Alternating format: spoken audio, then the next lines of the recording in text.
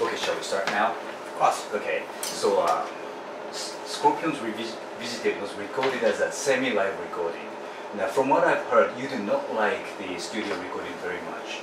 Is it true? The studio recording of what? I don't know. What I've heard is that you prefer to record the live recording rather than studio recording. Oh, well, what that meant, I think I wrote that in the liner notes. Yeah, yes. It's simply that studios in general, working in studios, I like it to a point, but there's always something different going on when you play live, or when you play like everything in one go in a bigger environment. It's just much more special. It sounds better, it feels better, it flows more, it's more organic. The studio way of recording everything to perfection, step by step, can sometimes lead to slightly more sterile results. And in the past I used to do it according to that process, you know. I mean, I was a perfectionist. I was in the studio, layered every instrument one by one, you know, recorded the instruments one by one. But now I'm just, I find it much more exciting to play everything in one go, and then still fix maybe the occasional mishap, you know, or technical problems or overdub vocals. No problem with that. But like most of it to be actually live, played live. And I think I'm going to record my next studio album like that as well.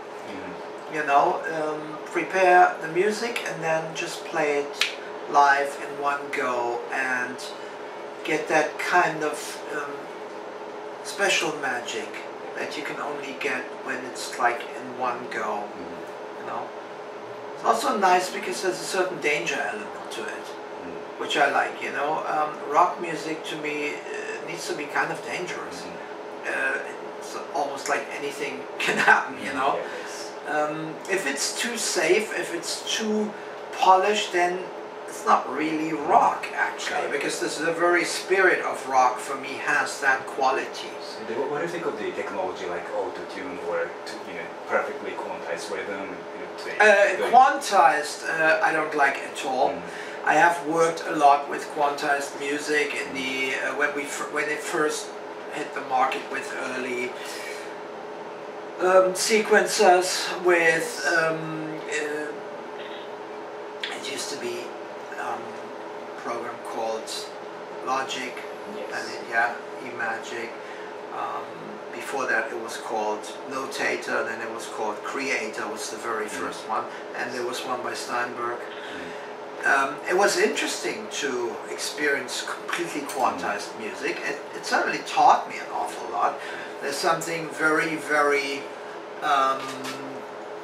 soothing about completely quantized music, particularly if you have like a Bach piano piece, Bach organ piece, or a piano piece played perfectly quantized.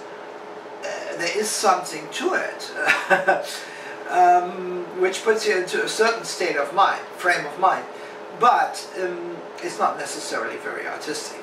You know, the artistic approach is the approach which is the organic approach, according to which our bodies and minds are fashioned. Our pulse is constantly changing according to our emotions or our physical needs of breathing. And while rock music is basically played in relatively strict tempo, and classical music is not necessarily so, to me my preferred approach is somewhere in the middle. Even in rock music, I like to sometimes increase the tempo and decrease it, play certain parts slightly wider, other parts slightly faster. To me that makes a huge difference. A piece of music that is completely the same tempo from the beginning to the end, usually I find it very boring. It's not living, it's kind of dead, you know. That's not the way energy really flows, you know. When you were in Scorpions, the crowd rock was very popular, I think, in Germany, like Kraftwerk and some other experimental stuff. What did you think of those experimental? Yeah, I was not interested in any of that. We met a lot of these German bands while we were playing the festivals, and we were on friendly terms with them, but I had no interest in that kind of music. It meant nothing to me. I was in a completely different realm in my mind. I wanted to be in a different place. We were clearly inspired by American and English musicians. I was very inspired by Jimi Hendrix and Bob Dylan. Also to a degree by the band Cream. Was a very early important influence for me. The others, Rudolph and Klaus, were also inspired by Deep Purple, Led Zeppelin, these kind of bands. The Beatles, for sure. Klaus and I, we were both huge Beatles fans when we were younger, and that made a big difference to our understanding of music and melody, because they were just so brilliant with that, and so inspired, and so right on the money when it came to songwriting, with their tunes and harmonies and ideas.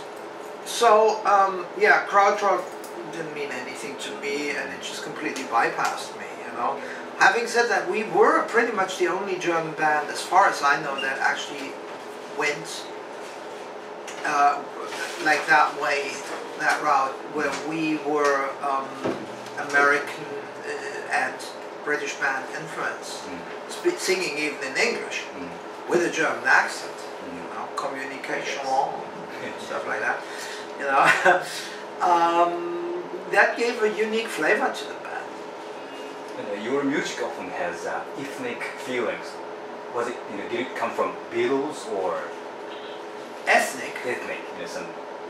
What do you mean by that? Well, some songs have some Middle Eastern or maybe Indian feelings in it. Indian, like Native American Indian or Indian? No, I mean the country, the Asian. Really? Like which ones? I am not sure. Well, I can't really hear that. Really? So, in the Scorpions? Yeah, you are. I can't hear it. Maybe it's there, but I'm oblivious to that. I personally love folk songs. I don't mean folk music as such, folk songs. Like when I listen to Japanese folk songs, I think they're very beautiful. When I listen to Chinese folk songs, I think they're very beautiful. German folk songs, very beautiful. And those original melodies, I always had a feeling for that. I think Klaus is a little bit similar. We're both very, very melody driven. Yeah, the Japanese folk songs were heavily influenced by the Germans, so I think maybe that's what it is, I don't know, but there is also a touch of Chinese, and you can't deny that. Yeah, right. Just like the writing, you know. I know there's an issue between Japan and China a little bit, you know, it's a little bit nervous about one another, but the way the music is approached, I mean, Chinese music does sound quite different from Japanese, but there are also similarities in the way the melody flows, with the fourths and fifths and all this.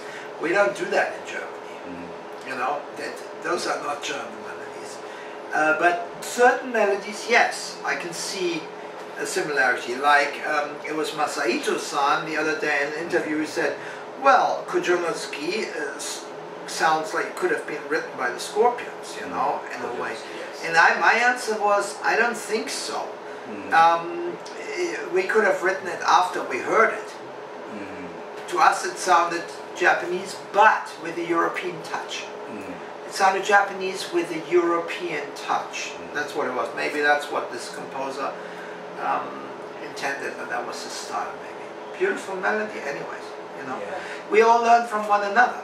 I love to learn from anything that touches my heart. Indian music, absolutely. I love Indian music. I love listening to Ravi Shankar. I don't do it very often, but to me it's so beautiful.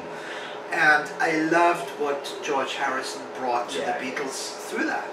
That was a stroke of genius, completely. And so in fact one day I'm going to get into that realm. It's one thing I still want to do, you know. I want to tune into that.